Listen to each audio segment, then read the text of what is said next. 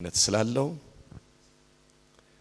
እንዲህ ይላል እንግዲህ በእምነት ከጸደቅን በእግዚአብሔር ዘንድ በጌታችን በኢየሱስ ክርስቶስ ሰላምን እንያዝ ባለፈው ያነበብነውና ያየነው ያብራራነው ይሄንን ክፍል ነው ዛሬ ደግሞ የምናብራራው ክፍል 2 ቁጥር 2 ብቻ ነው በእርሱም ደግሞ ወደ ቆምንበት ወደዚህ ጸጋ በእምነት መግባትን አግኝተናል በእግዚአብሔር ክብር ተስፋ እንመካለን የሚለውን ብቻ ነው የምናየው ዛሬ ርዕሱ ምንድነው የምዕራፍ 5 ጻድቅ የመሆናችን በረከቶች ወይም ደግሞ የጽድቅ በረከቶች እስኪ የጽድቅ በረከቶች በሉ እስኪ የጽድቅ በረከቶች የሚያምን ሁሉ በኢየሱስ ክርስቶስ በኩል የተሰጠ ጽድቅ አለን ራሱ ክርስቶስ ነው የእግዚአብሔር ጽድቅ የተባለው ኢየሱስን አግኝተናል ሰው ያን ጽድቅ ያገኘ ሁሉ በረከቶች አሉት ከሌሎች ካላመኑ ሰዎች ባለፈው ብያችኋለሁ መንፈሳዊ ህይወት ትልቁ ግብ ሰማይ ላይ ቢሆንም እዚህ ምድር ስንኖር ምን አይነት ዲፈረንስ አለን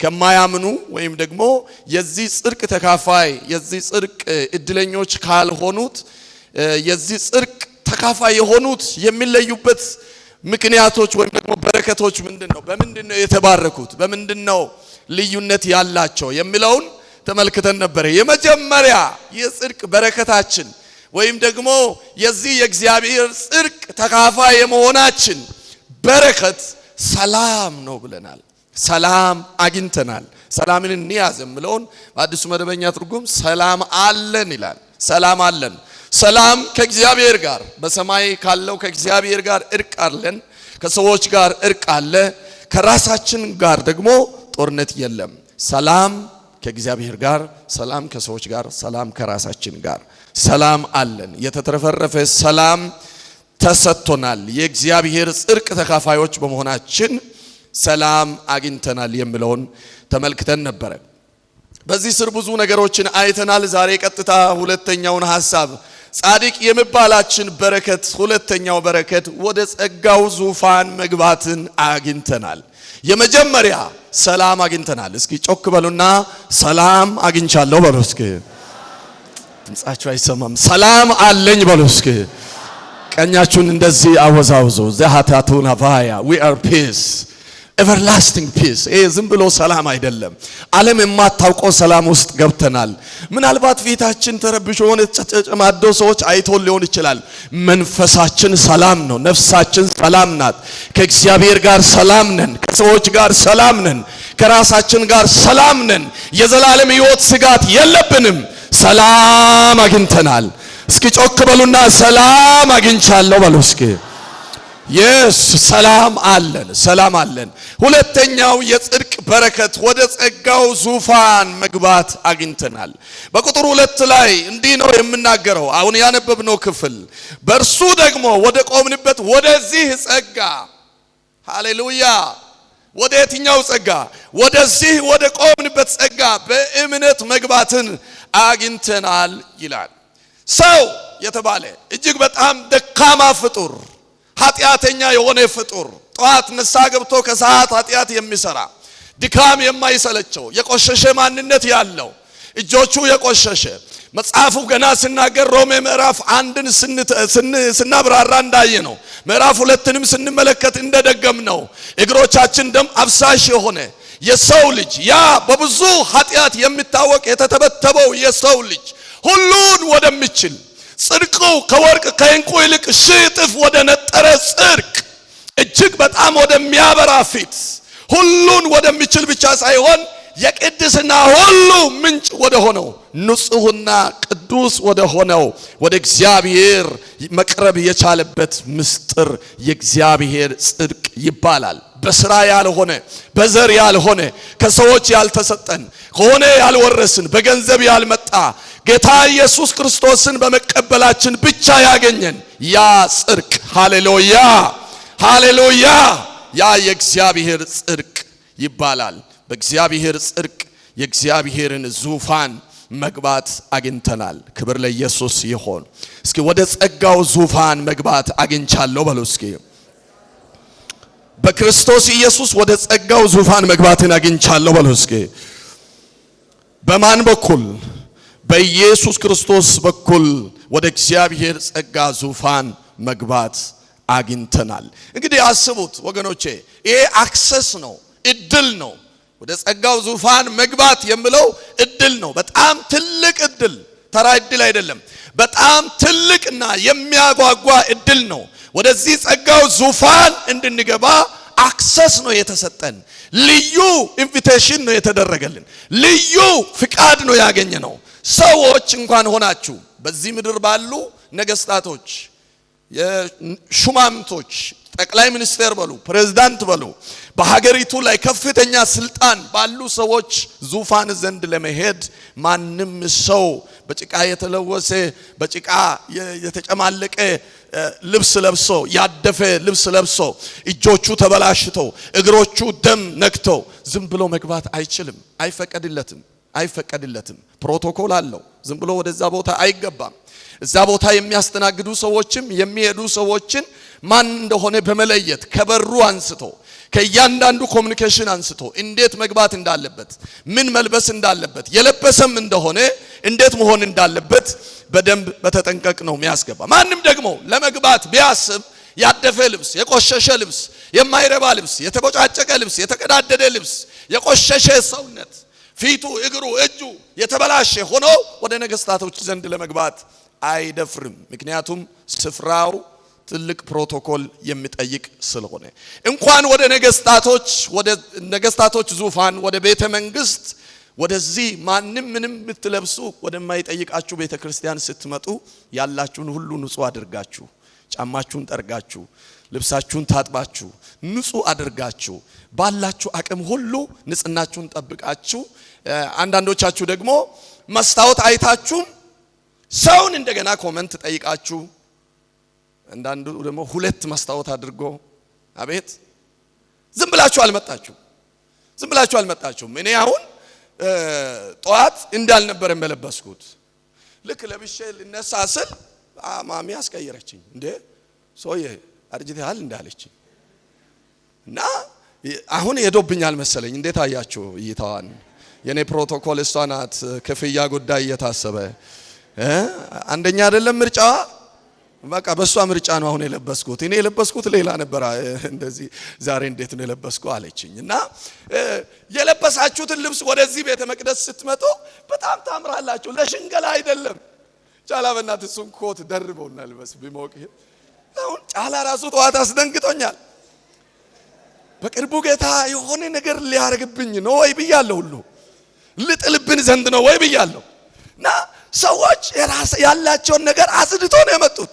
ከፊት አይቶ መስታወት ፊት ለፊት እንዲህ አይቶ ሲያበቁ ከጀርባ ደግሞ ፓራሌሊ በፊዚክስ ሕግ አስቀምጦ ተሽከርክረው ራሱን አይቶ አንዳንዱ ከላይም ከታችም እንደ ጸጉር ቤት አድርጎ አቤት ከታችም መስታወት አድርጎ ከላይም አድርጎ አምርም ወይ ብለው አቤት የመስታወቱ አልበቃ ስል እንደ ወጣ ደግሞ ና እስኪ ዛሬ እንዴት ነው አላረብ ብለው ምናምን ነው የመጣው።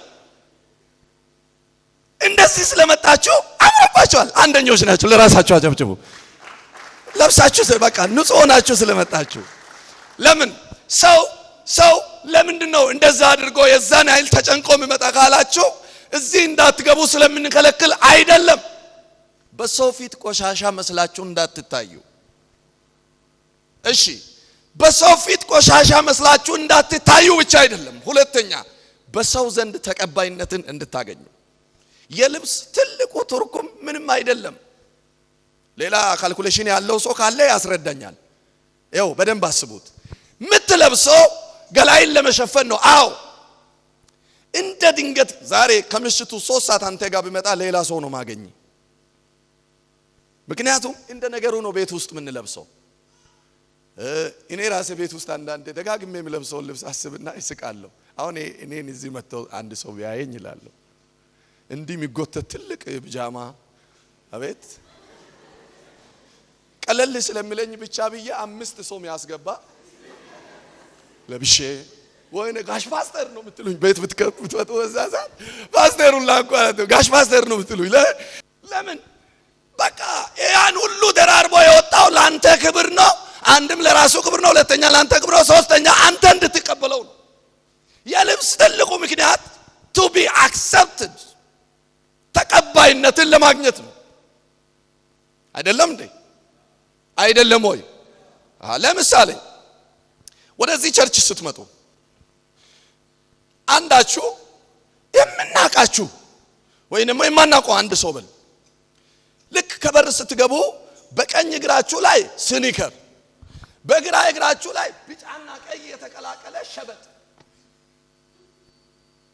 ከታች ሽርጥ፣ ከላይ የሻወር ቤት ፎጣ ለብሳችሁ ብትመጡ አስተናጋጆች እናንተን ያስገባሉ? እንኳን እኛ ልንቀበል የሆነ ሰው አጠገብ ልትቀመጡ አስተናጋጆች ራሱ እናንተን ሊያስገቡ አይችሉም።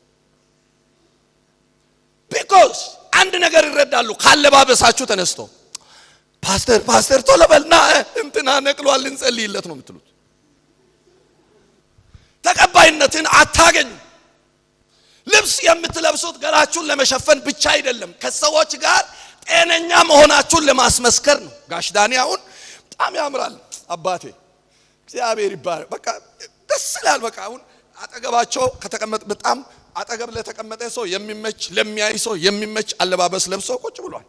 ለዚህ ነው አጠገብ ያለው ሰው ደስ ብሎት ተቀብሎት ትልቅ ልብስ ሱፍ ምናምን ልበሱ አይደለም፣ ያለውን ሰው ንጹህ አድርጎ በትክክል ልብስ ነው የሚባለው። ወንድ እንደ ወንድ ሴት እንደ ሴት ለብሳ እንድትመጣ የሚያደርገው እንድትወጣ የሚያደርገው አክሰፕታንስ በሰዎች ዘንድ እንዲያገኙ ነው። ጤነኞች ስለመሆናቸው ለማስመስከር፣ ከሰዎች ጋር ሲያወሩ ሰዎች እንዲቀበሉ ለማስመስከር ነው።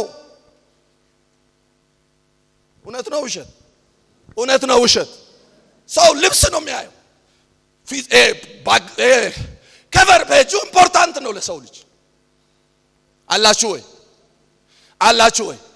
ኧረ ሰው የፈለገ መንፈሳዊ ቢሆን በለው አጠገብላለ ሰው ምንም አሁን እኔ አንዳንድ ነገር ስፒሪቹዋል ሳይንስ ታደርጋላችሁ አይደለም። ይሄ this is a fact። የፈለገ መንፈሳዊ ቢሆን በለው እስኪ ሰው ፊት ነው የሚያየው፣ ሰው ውጪውን ነው የሚያየው፣ ሰው አለባበስን ነው የሚያየው። አዎ አይደለም እንዴ? ተሳስቻለሁ። ሰው አለባበስ ነው የሚያየው። ሪኮግኒሽን ያደርግ የሆነ እውቅና ሊሰጥ ለምሳሌ በጣም እነዚህ ታዋቂ የሚባሉ ሰዎች በዓለም ላይ ወይም ደግሞ በኢትዮጵያ ደረጃ እውቅና ያላቸው ሰዎችን ለምንድን ነው ሰዎች ፎሎ የሚያደርጉት? ያነጋገር ስታይላቸውንና የኑሮ ዘይቤያቸውን ፎሎ ከማድረጉም ሁሉ ይልቅ የመጀመሪያ ሰው ላይ ጎልቶ የሚታየው ምንድነው? አለባበሳቸውን ነው ፎሎ የሚያደርጉት።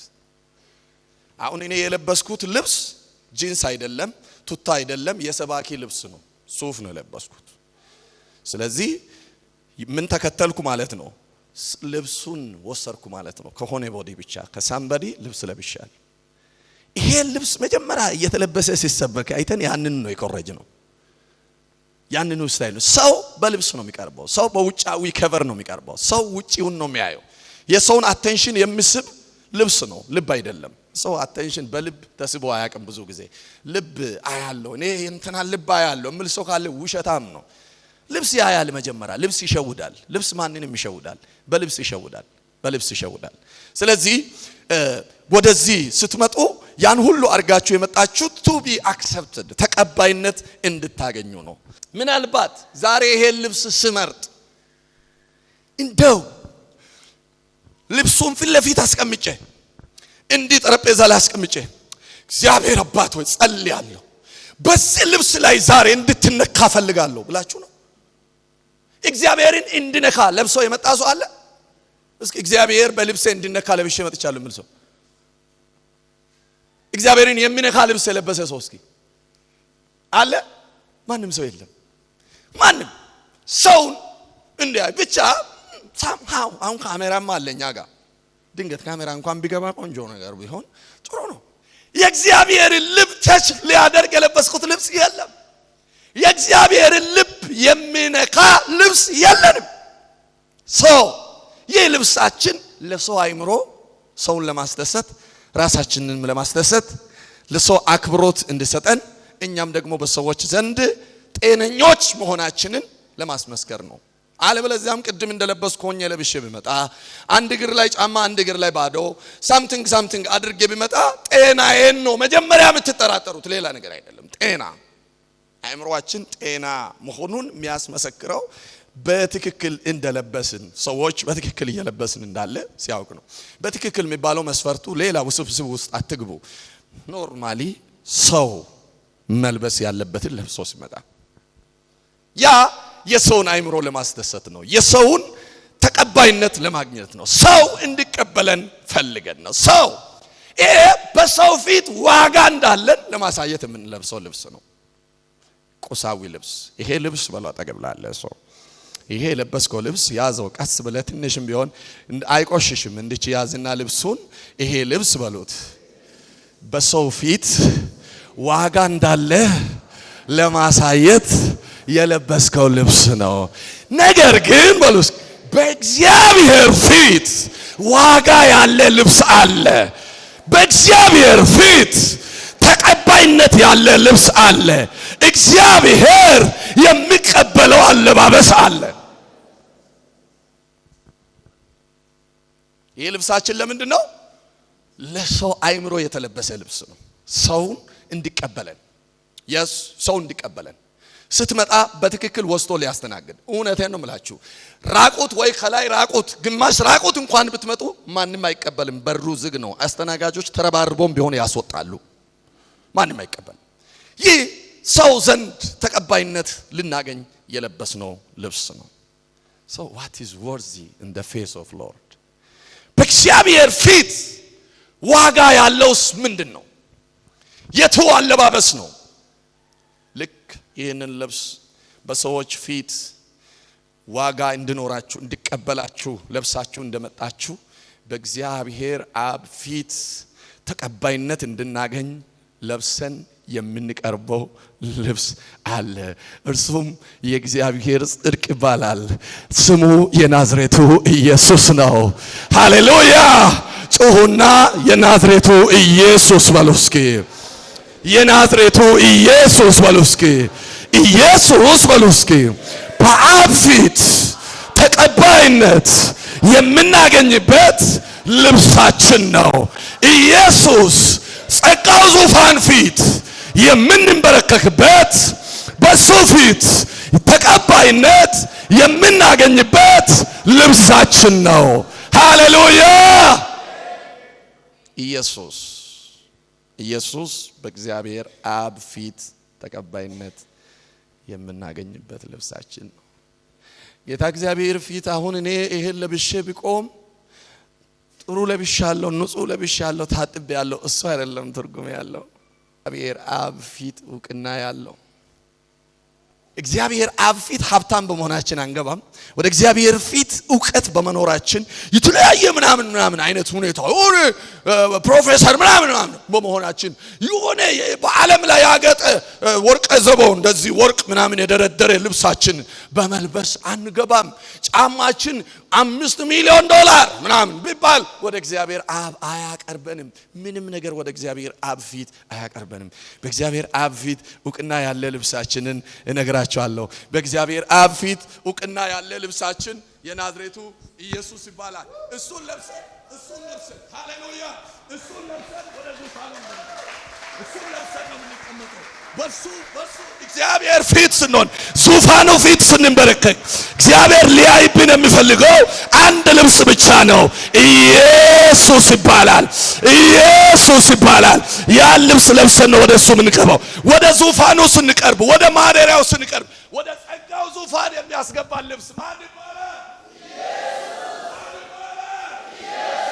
ይሄ የለበስነው ልብስ ሁሉ ከቨር ይደረጋል፣ አይታይም፣ እምንት ይሆናል። መጨረሻ ወደሱ ዙፋን ስትቀርቡ ኢየሱስ የሚል ልብስ ለብሳችሁ፣ ኢየሱስ የሚል አርማ ለብሳችሁ፣ ኢየሱስ የሚል ማንነት ለብሳችሁ፣ አብ የሚቀበላችሁ ዩኒፎርም፣ አብ የሚቀበላችሁ ደንብ ልብሳችን፣ አብ የሚቀበለው ደንብ ልብሳችን ኢየሱስ ይባላል። ክብር ለኢየሱስ ይሆን። ሐዋርያ ጳውሎስ እንደዚህ ያለ ትርክ ምርኪውን ትታችሁ በዘፈን በስካር የታወቁ ሰዎች አሉ። ልብሳቸው ስካር የሆነ ህይወታቸው መታወቂያቸው ዘፈን የሆነ ማንነታቸው ብላሽ የሆነ ዝሙት መታወቂያቸው የሆነ እንትና ሲባል ዝሙተኛ ይላል፣ እንትና ዘፋኝ፣ እንትና ስካር ስማቸው ሌላ ታፔላል። ይልቁንስ ይህን ትርክ ምርክ ትታችሁ አለ 13ኛ ምዕራፍ ላይ ሮሜ ኢየሱስ ክርስቶስን ልበሱት። አው ኢየሱስን የለበሰ ሰው ለጌታ ክብር ይሰጣል። ሃሌሉያ።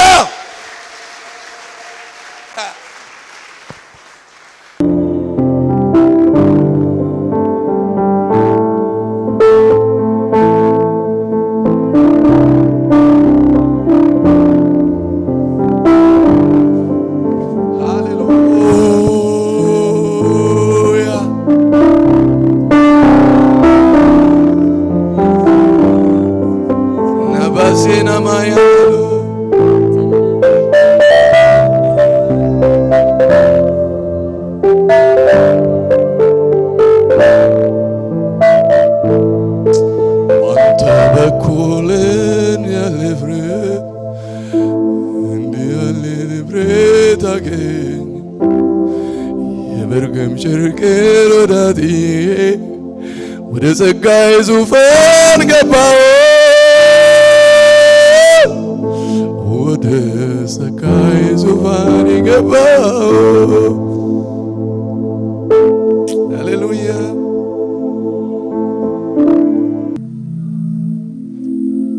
አንተ ለብቻ ማርኮ ኢየሱስ ክብር። ኢየሱስን ለብሶ ያማረበት ሰው የለም። ኢየሱስ ያምራል፣ ስሙ ያምራል። ጨርቁን አላልኩም፣ ስሙ ያምራል። ስሙ ማን የምል ስም ወደ አብ ለመግባት አብ የሚቀበለው ልብስ አብ ፊት ይዘህ የምትሄደው የእውቀት ልክ ኢየሱስ ነው። ሁላችሁ እስኪ ና ጆሲ ና እዚህ ጋር ቁጭ በል እስኪ እዛ ላይ ቁጭ በል። አብ እዚህ ጋር ሆኖ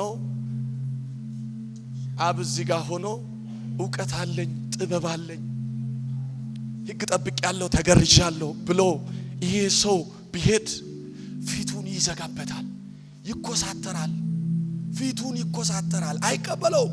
አይቀበለው ተመለስ፣ አይቀበለው፣ ተቀባይነት የለው።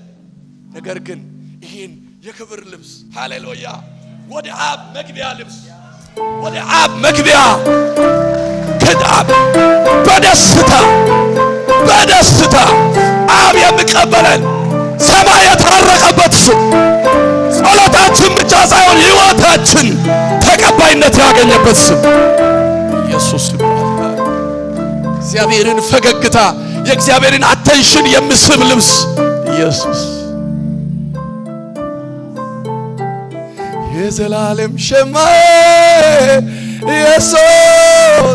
ኢየሱስ ክብር።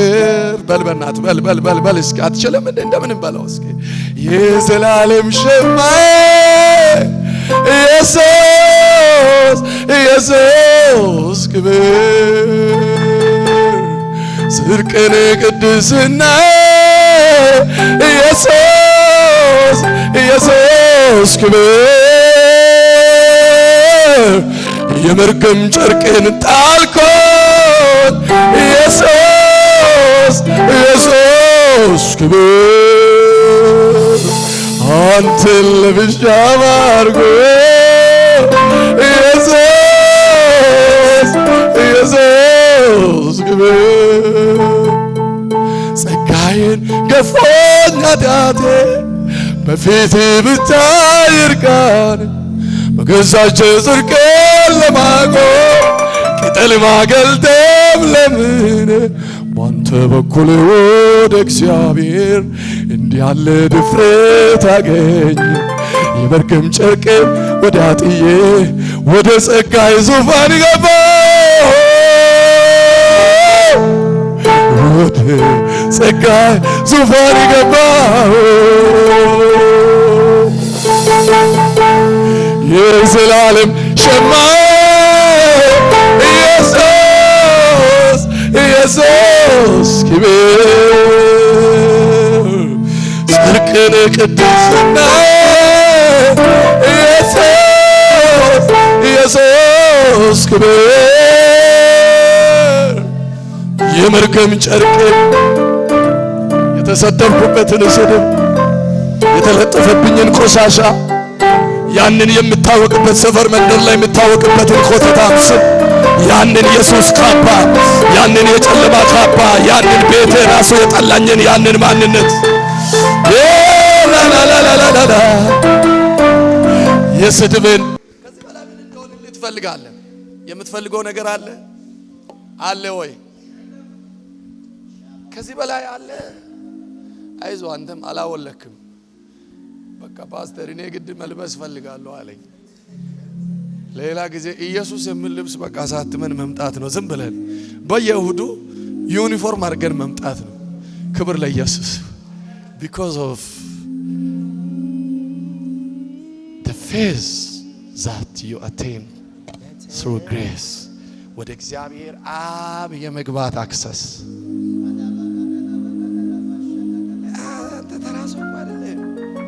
አንተ ተራ ከተራ ሰዎች ጋር ልትሰራ ትችላለህ። አንተ ምንም አይነት ቦታ ሊሰጥ ይችላል። አንተ ራስህ ስላላየህ ነው ያስቸገርከኝ። እላይ ያለ ማተም ከባድ ነው። በኢየሱስ ስም ስላላየህ ነው። ልዩነት አለ። እስኪ ልዩነት አለ በለው። አጠገብ ያለው እሱ ስላላወቅህ ነው በለው። እስኪ ስላልተረዳህ ነው። ልዩነት አለ። እኔና ሰንበዲ እኩል አይደለም። ልዩነት አለ። ክብር ለኢየሱስ ይሁን። ሃሌሉያ። እናመሰግናለን ጌታን። የመዳኔ በረከት ሰላም አግኝቻለሁ። ሁለተኛ ወደ ጸጋው ዙፋን የመግባት እድልና በር አግኝቻለሁ። ገባለሁ። እነንትና መግባት አይችሉም። ሺህ ጊዜ ሀብታም ይሁኑ አይችሉም። በገንዘብ አይገዛም፣ በብር አይገዛም።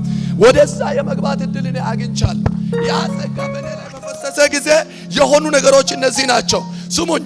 ቀድሞው ዝግ የነበረ መጋረጃ ተቀዷል። ሉቃስ 23:45 የጥል ግድግዳ ፈርሷል። ኤፌሶን 2:14 እንዲህ ይላል። ዕብራውያን 10:19 እንዲህ ይለናል። እንግዲህ ወንድሞች ሆይ በመረቀልን በአዲሱና በሕያው መንገድ ያ ሙትና አሮጌ መንገድ ተዘግቷል። አዲሱና ሕያው መንገድ ተከፍቶልኛል። ናው እኔ አዲስ መንገድ አግኝቼ ወደ ዙፋኑ እየገባው ነው ያለ። ክብር ለኢየሱስ ይሁን።